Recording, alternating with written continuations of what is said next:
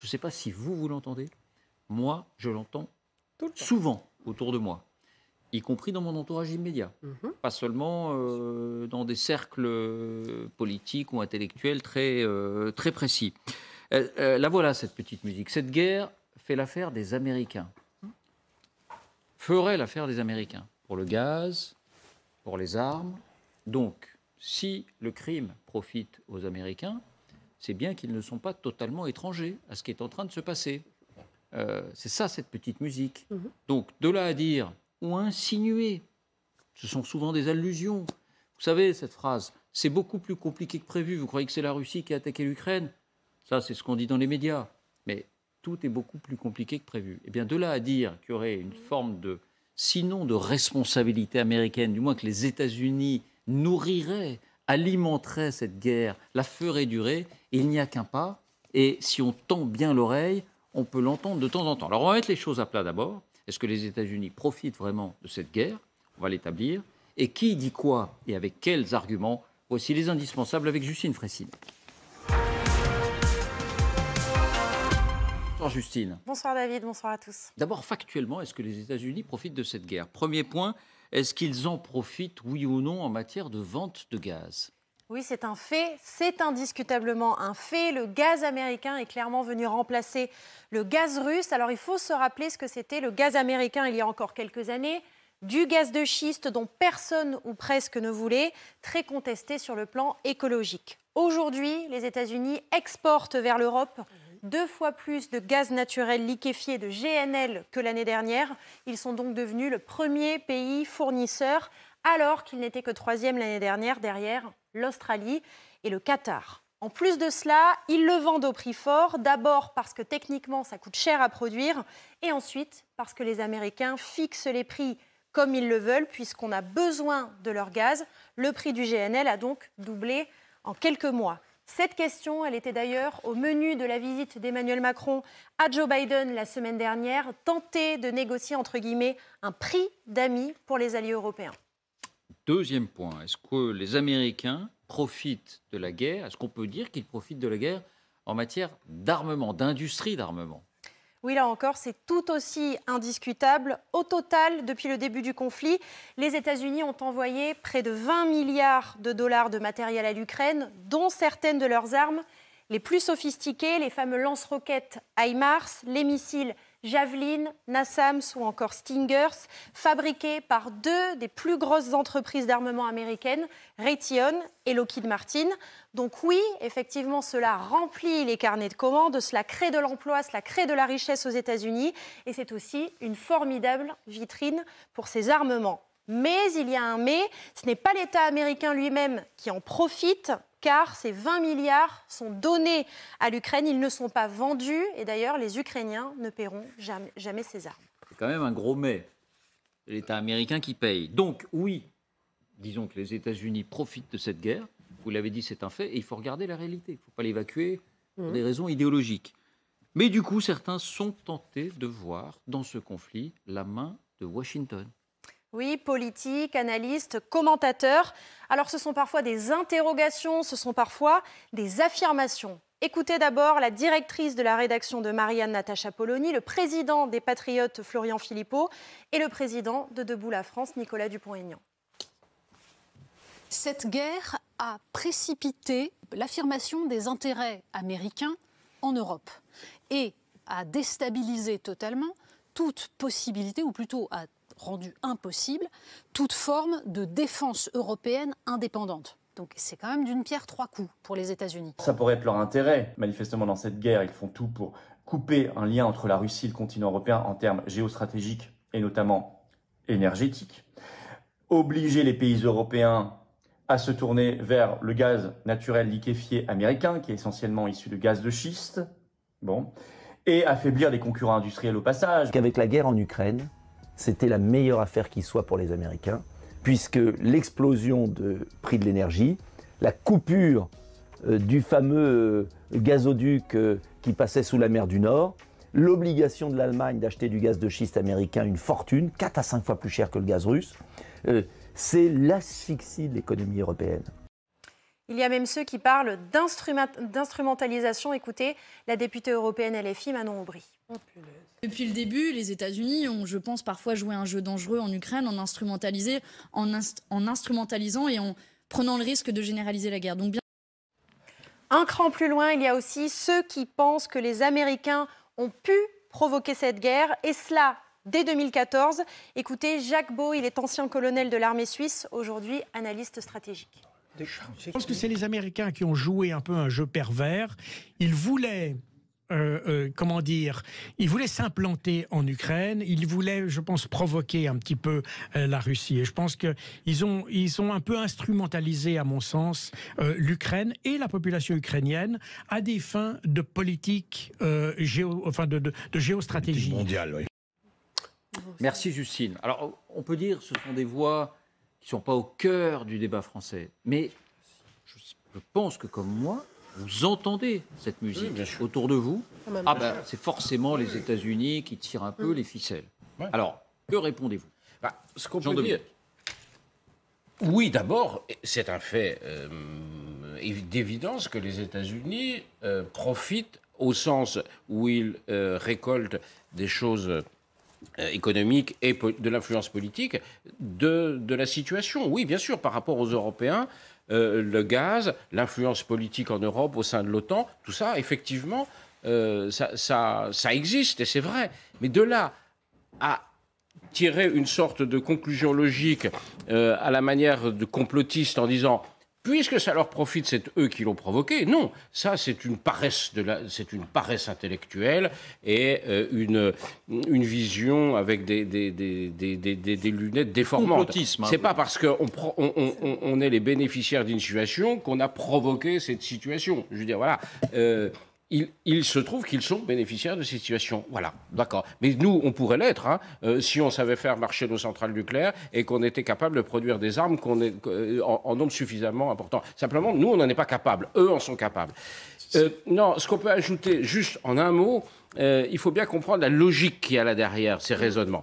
C'est ce que les marxistes-léninistes, excusez-moi de revenir à des fondamentaux, appelaient la contradiction principale et les contradictions secondaires. Pour un certain nombre de gens, la contradiction principale, c'est l'opposition aux États-Unis qui incarnent le capitalisme et l'impérialisme. Et donc, il est donc, dans ce cas-là, légitime de s'allier avec tous les gens qui sont anti-américains et de ne jamais s'allier avec les Américains, de ne jamais être dans le camp des Américains. Je ne vous citerai pas de nom sur la scène politique française, tout le monde le voit bien, mais donc on se retrouve avec Bachar el-Assad, avec Xi Jinping, avec tous les dingos d'Amérique latine et d'ailleurs, et avec Poutine, parce qu'on ne peut, à cause de cette contradiction principale avec les États-Unis, jamais être du côté du capitalisme, impérialisme, etc., etc. Et on retrouve des schémas de pensée qu'on a connus au moment de la guerre froide. Bon, voilà. Ouais. Complotisme, dit Jean-Dominique. Comment expliquer, Elsa, que les États-Unis... dire que les États-Unis tirent les ficelles, ça n'a pas de réalité. Non, alors les États-Unis n'ont pas pu... Prêter aux États-Unis la capacité d'instrumentaliser Vladimir Poutine, c'est aller bien au-delà de ce que les États-Unis, que tout chef d'État est en capacité de faire. C'est toujours, la vision, je trouve, complotiste du monde pêche essentiellement en ce qu'elle prévoit une organisation, une capacité d'organisation, une capacité de planification et d'exécution que les sociétés humaines n'ont pas. Donc les États-Unis ne sont pas en capacité de faire agir Vladimir Poutine comme ils l'entendent. Qu'ils exploitent une situation conformément à leurs intérêts, tous les États le font. Nous le faisons, et s'ils ne le faisaient pas, ils seraient dans leur tort. En revanche, il ne faut pas inverser la causalité. Effectivement, ils en bénéficient du point de vue économique. Effectivement, l'influence américaine va se trouver renforcée en Ukraine et la nôtre amoindrie par effet mathématique. Il ne tient qu'à nous de nous donner les éléments et les moyens dans le futur de pouvoir renforcer notre influence si tel est notre choix. Et effectivement, ceux qui, généralement, réactivant le logiciel de la guerre froide, pensent que pour échapper à l'OTAN, il faut se jeter dans les bras de Moscou, font en quelque sorte l'économie d'une troisième voie, qui est la nôtre. Et je pense que même si elle est balbutiante, on a quand même vu des sursauts au niveau européen de commencement d'organisation collective avec pour base un projet politique, en l'occurrence le refus de la guerre d'agression, une capacité à faire preuve de solidarité difficilement, certes en Europe, qu'on ne voyait pas avant, le début est là, et effectivement dans le temps pour aller sur le terrain des contradictions. À l'heure actuelle, le soutien américain à la défense ukrainienne est une condition sine qua non de notre projet, et nous sommes alliés avec eux, politique, de soutenir l'Ukraine.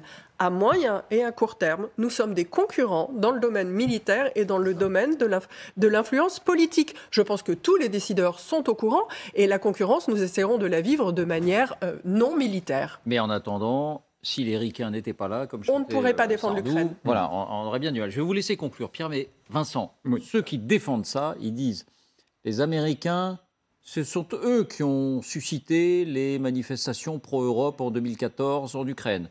L'OTAN, ce n'est pas une puissance défensive, c'est une puissance provocatrice qui a provoqué la Russie et pour la pousser dans ses retranchements. Voilà, en quelque sorte, les arguments qu'on entend le plus souvent. Je me souviens effectivement que Maïdan 2014, Sputnik France titre un de ses papiers, donc ce site russe, une révolution made in USA. Et ça a énormément d'écho, notamment en Occident. Deux petites nuances factuelles. Je vous rappelle que l'obsession stratégique de Washington aujourd'hui, elle se joue en mer de Chine.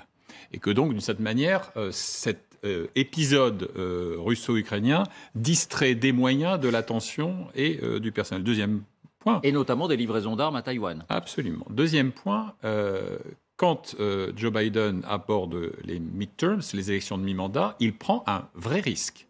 Parce qu'il sait très bien que cette thématique-là, agitée par les Républicains, est extrêmement populaire. Qu'est-ce qu'on va faire là-bas ? Cet argent-là serait mieux fondé à venir financer nos agriculteurs.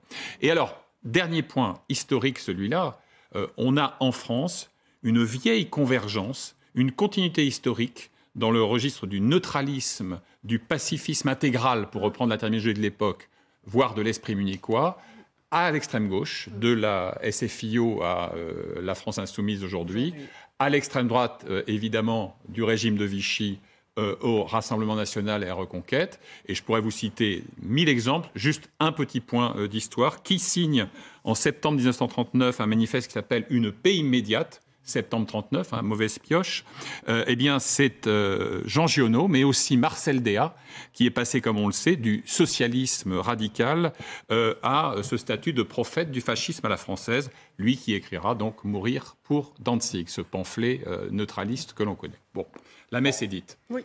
Le dernier mot pour vous, Pierre. Le mot, c'est que, David, moi, je suis très fier, que vous ayez posé ce type de questions, parce qu'elle se pose et on l'entend. 2, je suis très fier parce qu'après avoir entendu mes 3 collègues, ce sont des démonstrations magistrales, étayées, soutenues. C'est ce qu'on fait de mieux.